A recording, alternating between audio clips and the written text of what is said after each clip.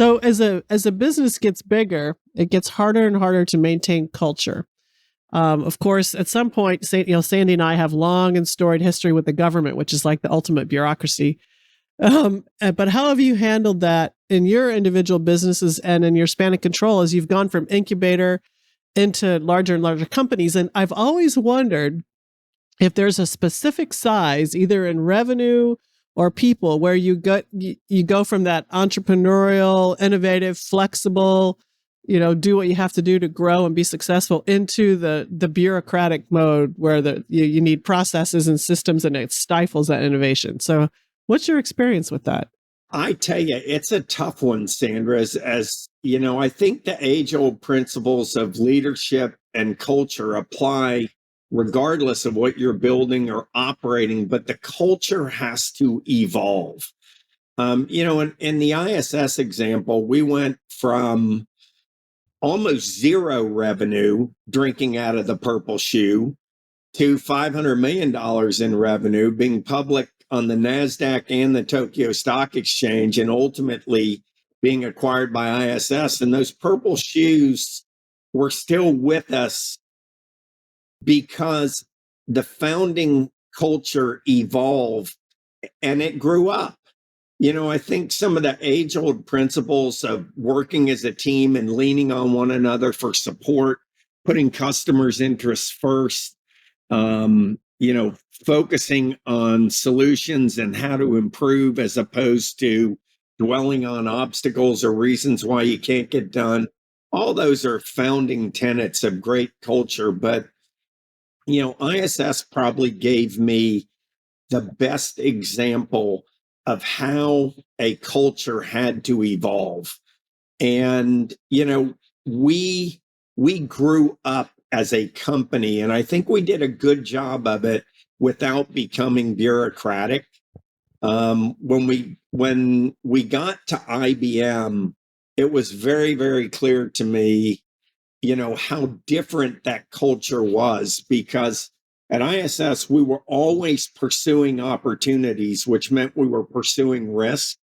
And when we got to IBM, all of the executives told me, we are stewards of this great brand, and we make it very, very difficult to put that brand at risk. And so it was a very different cultural axiom for me to see the stark contrast between two publicly traded companies where we were regulated by the same regulatory bodies, but the difference in what 120-year-old bureaucracy is like as opposed to a 15-year-old bureaucracy.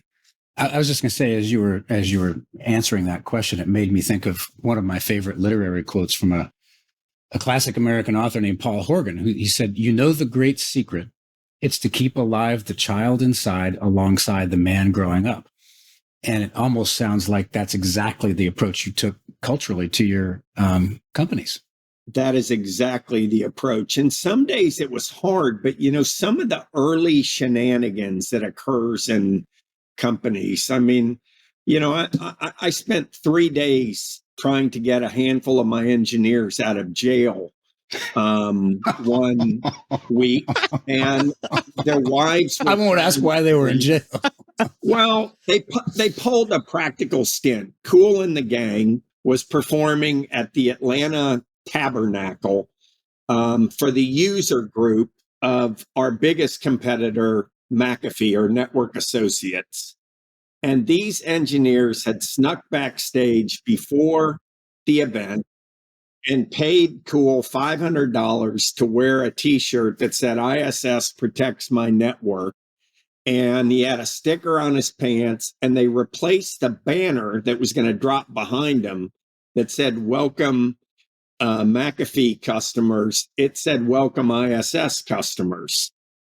And so Kool, these guys had a few drinks and they were hiding behind the stage, and Kool and the gang came busting out onto the stage for this 2000 event user group customer celebration for our biggest competitor, and the ISS banner came down behind them, and Cool hit the stage with an ISS t-shirt. Well, at that point, they bolted out the back, and one of them did try to outrun a police on a Harley motorcycle. It didn't work. And I asked his wife, what was he thinking? She said, well, he did run track in high school. I said, well, he wasn't going to outrun a Harley Davidson.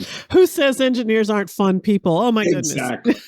So, I mean, the experiences you have are just, and the stories you remember are just classic. But you have to grow up, and that's, you have to keep that fire burning alive. But at the same time, the company's got to grow and mature because the risks are much higher. Yeah. So, but you grow, but you don't get complacent, and you still embrace risk appropriately. That sounds like that's the key, actually. Exactly.